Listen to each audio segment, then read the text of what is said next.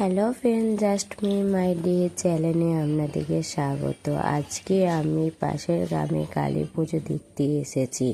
কত সুন্দর সাজসজ্জা আর আলোর ঝলক, সত্যি মনটা ভরে গেল। চলো ভিডিওটা দেখতে থাকো, ভালো লাগলে like, comment, share and subscribe করে দিও।